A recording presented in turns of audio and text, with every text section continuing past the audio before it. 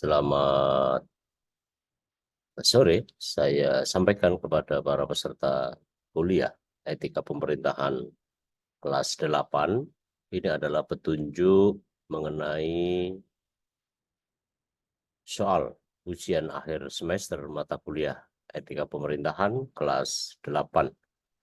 Nah, jawaban dikerjakan oleh masing-masing peserta kuliah atau bersifat individual, tentu saja karena UAS adalah per individu. Nah, setiap peserta kuliah menjawab, mengomentari, atau memberi keterangan lebih lanjut terhadap beberapa studi kasus yang segera akan saya sampaikan. Ada 2 studi kasus. Setiap jawaban merupakan pengembangan, menambahkan, menguatkan, dan atau hal-hal yang saudara anggap perlu dari konsep, ya, sumbernya adalah dari konsep teori materi kuliah yang pernah saya sampaikan. Nah, tentu saja makin berbobot jawaban, makin tinggi potensi untuk memperoleh nilai yang terbaik. Nah, jawaban ditulis cukup ya, ditulis di kolom komentar YouTube ini, ya, dari unggahan konten ini tentu saja, yang setiap kali konten selalu ada komentar. Nah, kasus pertama dikerjakan oleh peserta kuliah yang presensi nomor genap, ya. Saya ulang bahwa kasus pertama yang segera akan saya sampaikan itu dikerjakan oleh saudara yang punya nomor presensi genap. Nah, sedangkan kasus kedua dikerjakan oleh peserta kuliah nomor presensi ganjil. Nah, jawaban saya tunggu paling lama Jumat 15 Desember 2023 pukul 23.00 waktu Indonesia Barat. Jadi masih cukup waktu karena itu adalah hari akhir pekan. Nah, ini dia, ada gambar seorang petinggi Republik ini yang digambarkan sangat dekat dengan kepala negara, kepala pemerintahan. Nah, ini dia kasus pertama,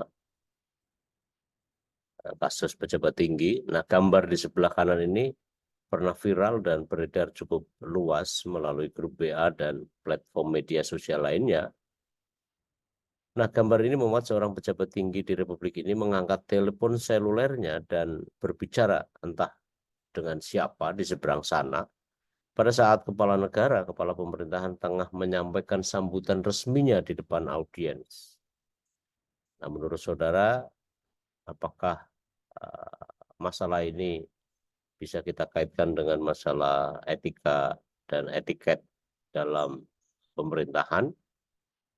Nah, pertanyaannya adalah, satu, pelajaran apa yang dapat dipetik dari adegan dan kisah ini?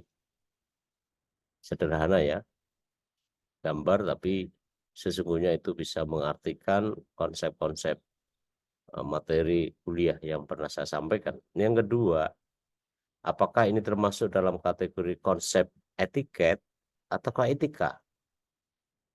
Ya, ingat ya, ini etiket atau etika, atau kedua-duanya bahkan.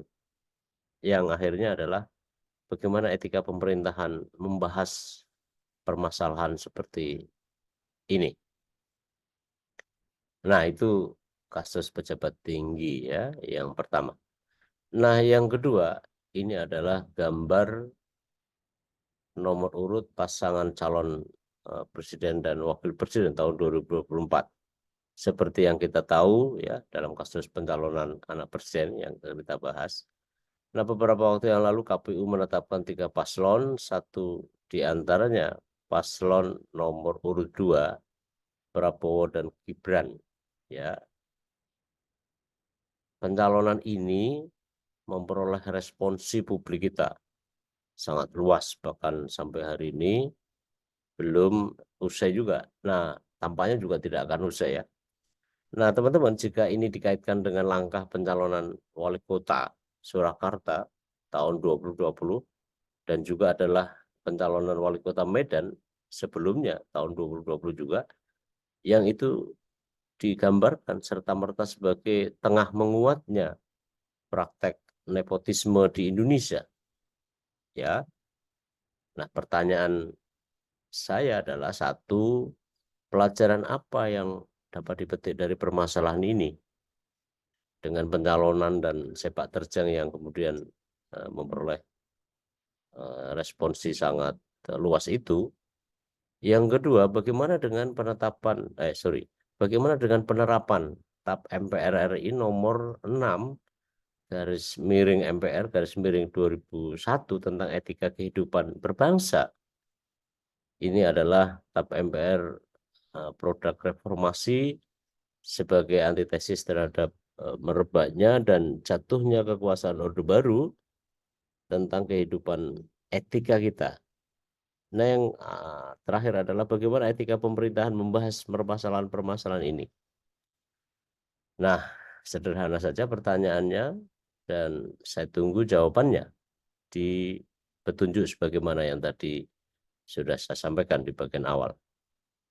Nah, jangan lupa tugas mengomentari di luar ini seperti yang saya sampaikan bab 1 hingga bab 7 sebagai komponen penilaian tugas yang nanti akan diintegrasikan dengan hasil dari UAS ini. Saya rasa itu. Selamat mengerjakan. Jangan lupa periksa ketentuannya, tanggalnya, dan akhirnya saya berharap saudara jangan lupa untuk menuliskan di kolom komentar nanti nama dan kelas ya.